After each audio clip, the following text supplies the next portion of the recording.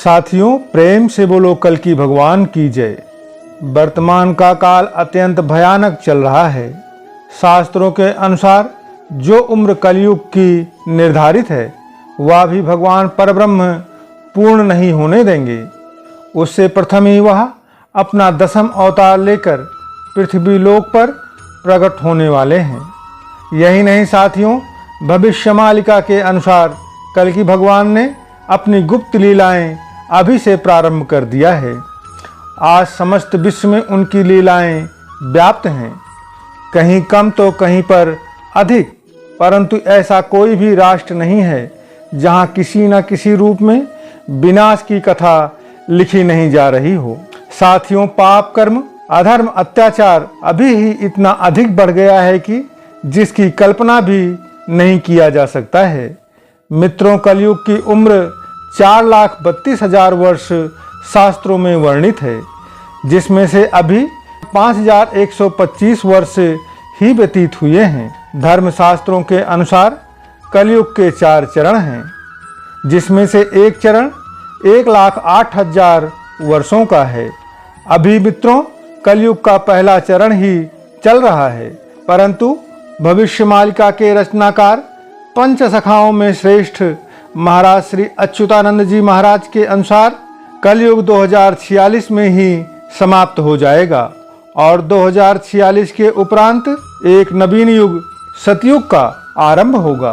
मित्रों, 2046 के पूर्व ही जो महाविनाश होना है वह घटित हो जाएगा, जिस महाविनाश का शुरुआत 2019 से प्रारंभ हो गया था, जो कि लहरों में होगा।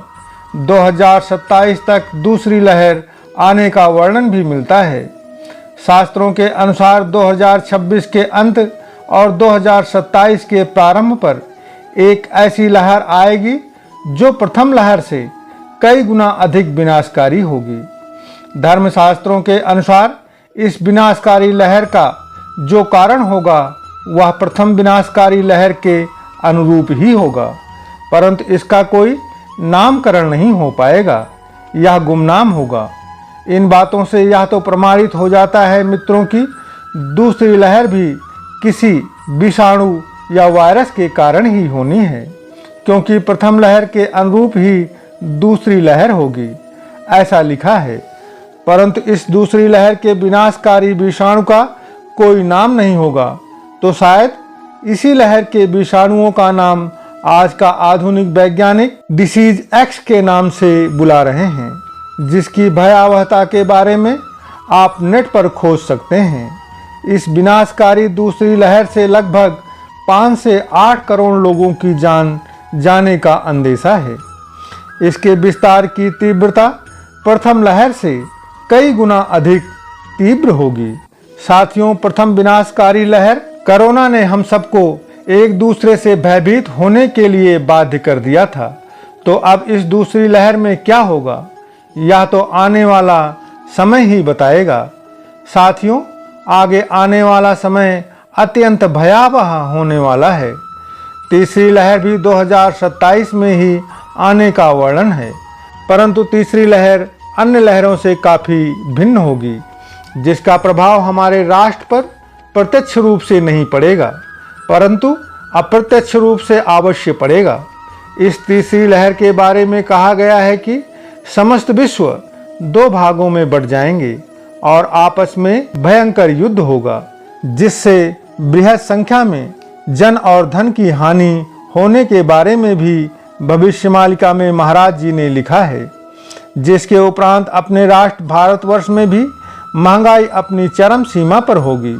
साधारण लोगों का जीवन यापन करना कठिन हो जाएगा।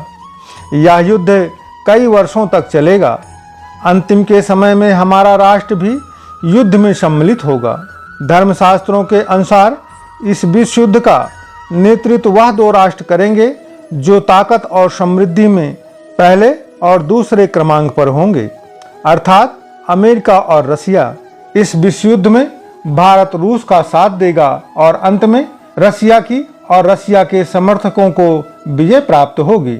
मित्रों, यही नहीं, यह पृथ्वी सर्वप्रथम केवल एक द्वीपीय थी, अर्थात एक ही द्वीप पृथ्वी पर था, जिसे हमारे धर्म ग्रंथों में जम्बू द्वीप या अखंड भारत के नाम से पुकारा जाता है। इसके उपरांत समुद्र का स्तर कम हुआ और एक द्वीप से 2 द्वीप हो गए। कुछ समय के उपरांत 4 और फिर 7 द्वीप हो गए। साथियों, जिस क्रमांक में इन द्वीपों की उत्पत्ति हुई है उसी क्रमांक में ये सभी 6 द्वीप पुनः सागर में समाहित हो जाएंगे और केवल अखंड भारत अर्थात जम्बू द्वीप शेष रह जाएगा। साथियों, आज संपूर्ण विश्व की जनसंख्या लगभग 9 अरब है और मित्रों, यदि हम केवल हमारे राष्ट्र भारतवर्ष की जनसंख्या को देखें तो आज हमारे राष्ट्र की जनसंख्या 1 अरब 42 करोड़ 60 लाख से अधिक है और कल्कि भगवान के साथ केवल 33 करोड़ लोग ही नवीन युग में जाएंगे। अब हमें अपने आप को मूल्यांकन करना है कि जब 2046 के उपरांत नवीन युग अर्थात सतयुग आएगा तो उसमें हम में से कौन कौन भगवान कल्कि के साथ सतयुग में प्रवेश करेगा। साथियों, कली राक्षस भी सतयुग में प्रवेश कराने के लिए अपने 2 पुत्रों को उत्पन्न कर चुका है तथा सतयुग में मनुष्यों की लंबाई 30 फुट तक और उम्र 1 लाख वर्ष होती है। जो 33 करोड़ लोग सतयुग में प्रवेश करेंगे उनकी लंबाई कितनी होगी, उनके साथ क्या क्या परिवर्तन और कैसे होगा। कली राक्षस के 2 पुत्र सतयुग में कब धरती पर आएंगे और उससे प्रथम वह कहां पर रहेंगे और क्या क्या कर रहे हैं, इसे यदि आप जानने के इच्छुक हैं तो कृपया कमेंट करें। हम अतिशीघ्र इसका प्रदर्शन भी प्रेषित करेंगे। सनातन धर्म से संबंधित यदि कोई और जानकारी आपको चाहिए तो कृपया कमेंट करके बताएं, जिसे भी मैं अतिशीघ्र प्रेषित करने की कोशिश करूंगा। इसके अलावा मित्रों, हमने अभी तक बैकुंठ, शिवलोक, जिसे मैंने वास्तविक कैलाश कहाँ पर है के नाम से डाला हुआ है, गौलोक, ब्रह्मलोक का वर्णन इसी चैनल पर प्रेषित किया हुआ है। एक अन्य लोक भी अत्यंत दिव्य लोक है जिसे हम कभी सुनते ही नहीं हैं, वह है रघुवर लोक अर्थात प्रभु मर्यादा पुरुषोत्तम श्री रामचंद्र जी का लोक, जिसे हनुमान चालीसा में भी वर्णित किया गया है। तुमरो भजन राम को भावे, जन्म जन्म के दुख बिसरावे, अंत काल रघुवरपुर जाई, जहाँ जन्म हरि भक्त कहाई। मित्रों, यह रघुवरपुर मर्यादा पुरुषोत्तम श्री रामचंद्र जी का एक लोक है। राम जी के इस लोक के बारे में गहन अध्ययन अपने धार्मिक ग्रंथों और अन्य पुस्तकों से करने के उपरांत जल्दी ही प्रदर्शन प्रेषित होगा। साथियों, इसके अलावा भी हमारे प्रदर्शन 14 लोक और उनके निवासी में जो बताए गए 14 लोक हैं उनके बारे में भी एक एक करके सभी लोकों के बारे में और अन्य लोक जैसे ध्रुवलोक, नक्षत्रलोक, चंद्रलोक, सूर्यलोक के बारे में भी विस्तृत जानकारी एकत्रित कर रहा हूँ। मुझे संतुष्टि प्राप्त होने के उपरांत प्रदर्शन आपकी सेवा में प्रस्तुत होगा।